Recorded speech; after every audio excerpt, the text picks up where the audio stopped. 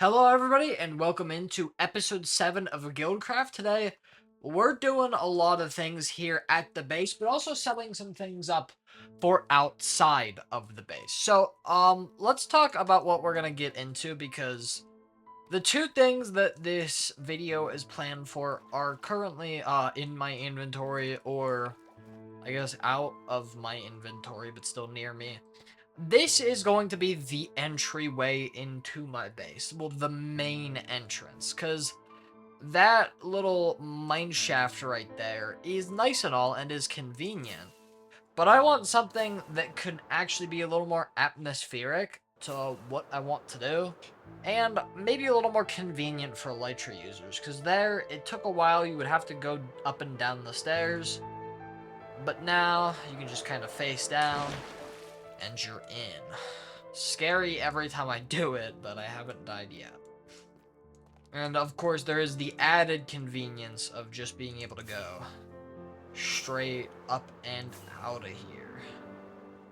So that's really nice. I plan on doing a build around here. I was originally planning on doing a callback to the well from season 1. But a bit of a problem with that is that the well has a roof over it very famously, and a roof doesn't exactly jive with Elytra, which would kind of defeat the purpose of having an Elytra-friendly section of the exit section. But yeah, so that's gonna be the second half of the video. Let's talk about the first half and something that is not necessarily part of the video, but something we should definitely still take a look at. So while I'm talking, I will be flying. But as you see in the last slot of my inventory, I have cactus. That is because of the fact that we have gotten some shepherd villagers up and running. I still need one to buy red dye, because as you can see there, we are producing plenty of red dye to go ahead and feed to villagers for more emeralds, and also just clean out our storage system. So that's what we're going to be doing in the future, but we do have one shepherd here who buys lime dye, which we can combine our bones from the mob farm and our dark green dye from the little bit of a cactus farm we have set up over here. So those in combination will give us the necessary resources to create that lime dye. But it's not at all reliable, and I would like to stop relying on the iron farm as our main source of emeralds. So what I'll be doing in today's episode, the first thing in the episode is going to be setting up a cactus farm actually over at the industrial district over there. You can kind of see the farm from here. But thirdly, and less important to this video, unless you yourself are a Guildcraft member or you enjoy watching streams, welcome to the Aviary. If you've been paying attention to the channel in recent days, you will have seen a couple live streams about the Aviary. And by a couple, I just mean one, but there might, at time of recording, but there might be more at the time this is released. But at time of recording, we just have the capstone kind of dug out. We just got the haste 2 beacon, but unfortunately, I lost all of my stuff in an incident regarding the aviary. I unfortunately flew wrong and ended up losing all my stuff, which was unfortunate because I didn't have a backup elytra. I have since gone. I had to get one elytra from just bridging through the end, which was fun, but that's the elytra I'm wearing now, and we got a spare while we were there. From what I remember, this should be 100% safe, and it is. It's just a little slow to get out. But we have... Oh, wrong way. But we have this project that we're going to be working on. I plan on making it a community project once we get further into the works on this thing. There's a lot of actually communal Guildcraft things happening. Now that we are getting closer and closer to our 32 member limit, we're seeing a lot more active proponents on the server. I mean, now's not really a great time to showcase that. But we've had a lot of things, like recently the food tables base got raided by a wither. That was going to be a whole event, but it seems the food table, at least some members of the food table, just wanted to take it out, get it over with. So unfortunately, we did not get to help with that. But the aviary is definitely going to be a community project. Why I'm calling it the aviary, you'll see eventually. But there are, I think, 11 slots left on the Guildcraft server before we reach our 32-player marking point. So, if you are interested in joining a relatively active server community, you can go ahead in the Discord in the description. I'm putting a maximum limit on guilds. Only 10 guilds are allowed to exist at one time. That is just so that we can kind of keep that sense of community that's kind of the life we need to breathe into Guildcraft at this current moment in time. So the way the math should work out is it should be at least three people to every guild. Some guilds allow you to join like 2 guilds at once, be poly guild, but that's all dependent on the guild. And we will also be banning people being in no guild. Like, you have to be a part of the guild. So if that sounds like that's a good idea for you, if you want to be a part of a community type of thing, please join the Guildcraft server in the description and apply to join. The application is relatively quick and easy, so you should be accepted ASAP. With that, I think first and foremost, we're gonna go over there, start building the cactus farm.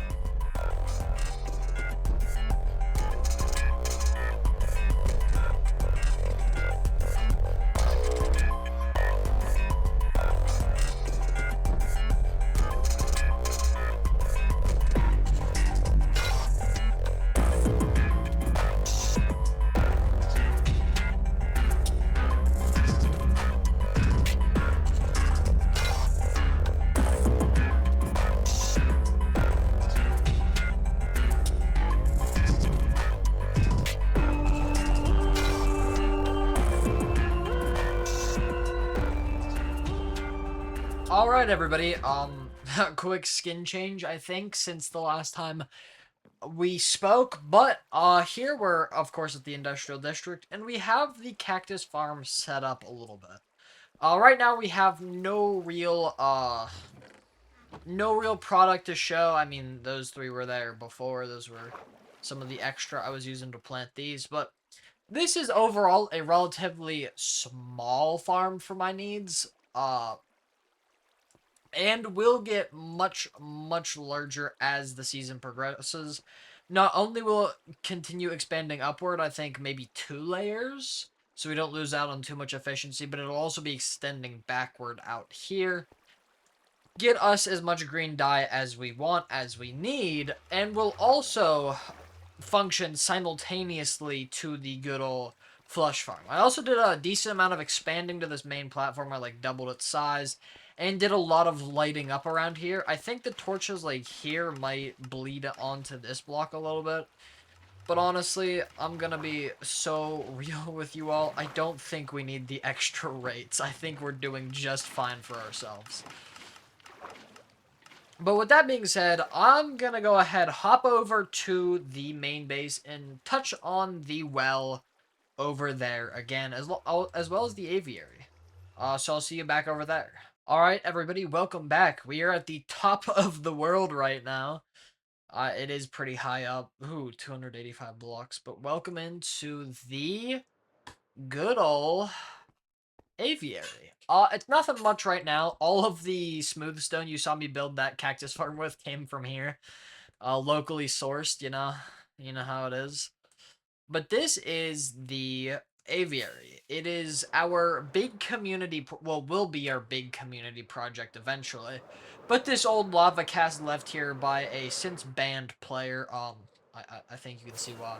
But we're slowly but surely transforming this into something newer, something cooler. And I don't think I touched on this in the last recording, but we are kind of under a bit of a threat here on the Guildcraft server. See, over those mountains, up somewhere over yonder, is a guild called, I actually don't know what it's called again. They're the ghosts. Let me whip it out real quick. Let me check the name. Guildcraft server, the guild list. The Ghost Core. The Ghost Core. Okay. So up there over yonder is the Ghost Core. They're an interesting case because they're not a real guild until they are, and it's when they start becoming a real guild that we might need to start kind of quaking in our boots over here. Because they vow that if their guild ever becomes active, to destroy the entire server. Well, maybe not the entire server, but try their best. Which isn't really a great thing to hear, especially when we have a lot of very near and dear projects to ourselves. But we have a little bit of a silver lining there. They are not an inherently hostile guild. And until their leader, Hoaxing, is killed by another player, they are completely dormant. So, not only do we want to keep in mind that and not kill Hoaxing, but also keep in mind the fact that if that is ever to happen, we're definitely going to need a bit of a plan of attack. So, I have a bit of I have two major project videos coming up on the Guildcraft server. I have the Aviary, which will be its own really big, really long video. And we will have the whole Armageddon saga in its own video. But as you can see, in here we got the haste beacon, and if we drop all the way down here, this is a relatively dangerous drop. I lost all my stuff to this once. You can come to the bottom. It's not the best looking thing ever, but we're slowly chipping away at this entire structure. Slowly but surely, and closer, we're getting it to a point where we can start opening it up to become the titan that it's really meant to be. With that being said, let's go ahead and talk about the well over there. So, I'm not sure how much I touched on it in the intro of this video because I recorded that at the start of the week and that is now Thursday at time of recording. But we want to replicate the well from season 1 here to kind of do that tie-in. But there's a bit of a problem with that. We also want the freedom to be able to fly straight out of here and straight into the world. I probably wasted a lot of rockets spamming there. But we're gonna have to kind of modify the design a little bit for it to work. We should all probably also sleep so we're not getting jumped by mobs as we try and make this thing as we try and talk about this design. But I also kind of wanted it to look a little bit more ruined and kind of tie that into the history of the world. Like maybe the well was the same well from in season 1, just decrepit and, it's been a long, long time. And maybe I don't know. There are a lot of things I still need to think through regarding the overall storyline of Guildcraft, but there is lore here, and the lore keeps on growing.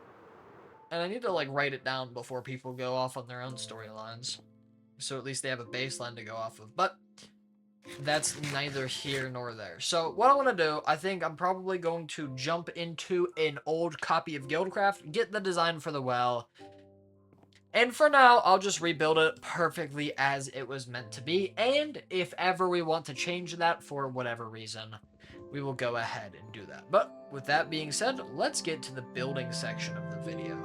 Here we go.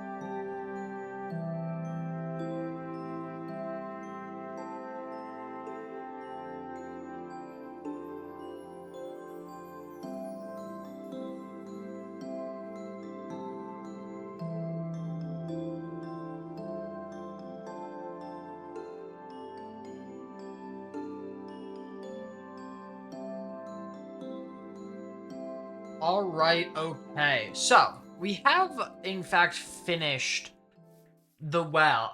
Okay. Finished is a strong word. I'm gonna have to go through the footage of previous seasons. For one, I know for a fact we need 5 torches to fully finish this off. I guess I could house this in my building shulker box. Well, I guess that's more my bulk material shulker box. Maybe not.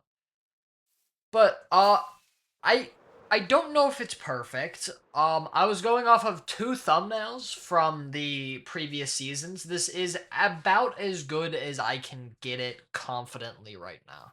It's a relatively simple design. It used a lot more andesite than I was expecting. I thought I could come up here with a full stack and be perfectly done. But I needed more, around a stack and a half, and it's not even fully complete. There needs to be a slab here, here, and here. But I thought I would just leave it down there for now. Now, if we go ahead and drop down here, we'll notice the problem I was kind of talking about. Cause like I don't want to take a huge chunk of damage every time I want to come out of my base. So we're gonna have to find a solution to that. What may that be? Knocking out even just like the middle block of the roof, or just knocking off the entire roof entirely and making this a ruined structure. We have a lot of ways to go. So what I'm going to do, I'm going to fill these in. They're torches traditionally, but I don't know if lanterns may look better.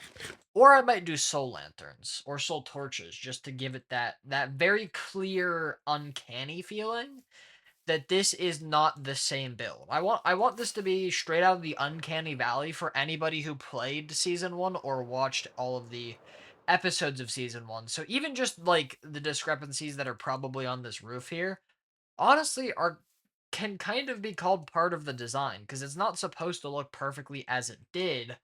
It's supposed to be in imitation, reflection, as if you will, of what the original was originally. I think, because that's a slab. I genuinely don't know how I did this originally. So it's kind of hard to redo it. Again, I'll have to go back through, watching the actual episodes with the time lapses. I might be able to get a much better angle of this. But for now, this will have to be our, temporarily completed version with plans for alteration. So, with that being said, that will conclude today's episode. Um, Thank you all for watching today's episode of Guildcraft. This one has been fun to make, but I have been making it in the midst of a bunch of other things happening on the server. Like, I've been pretty faithful to, like, to being on and around the Guildcraft server over the past week, but so much stuff has been happening. There was the whole thing with the food table and the wither, which was taking up a lot of my time. There's the thing with Armageddon starting, where we're doing a lot to prepare. A lot of those things we cannot disclose until the start of the until the end of Armageddon, if we get that far. But once Armageddon does fully end, we can release those details because they won't be as imperative anymore. We've been working on the Aviary, which again will become its own video in time. I actually did a time lapse on it today, just getting the smooth stone for the cactus farm over at our industrial district. You can see it there. I don't know why the cactus is brown. Oh, that's not the cactus. That's the fence posts. But with that being said, I want to thank you all for watching. Like the video, subscribe to the channel, all that good YouTube things. And speaking of not YouTube things, well, not really speaking of, I just brought it up. But non-YouTube things, I'm officially a published author through Kindle Direct Publishing. So if you want to pick up one of my books there, maybe write a review so it pushes that in the Amazon algorithm, which is weird to say, you can go ahead and do that, link in the description. Or if you want to read any of my books or any of my content, that's also up on Ko-Fi. Especially if you don't want to associate with Amazon, which I do not blame you for. But with that being said, we got a big plan. Oh? Ooh. Why is it just continually zooming in, though? Like, I know the cinematic mode is a thing on the keyboard, but it's not supposed to be zooming you in like that. I don't know, but I just tried to bullet jump like I was playing Warframe. There's a lot coming in the coming episodes, like some preparation for Armageddon. Of course, we're not gonna have it all. We're gonna show sneak peeks of the Aviary, maybe at the start of the video, maybe at the end. Probably the end for retention, like we get any of that on Guildcraft at all ever. But with that being said, I guess I have some reviews to go through and some editing to do. So, thank you all for watching, and I will see you next time on Guildcraft. Hopefully, Armageddon will not have started yet.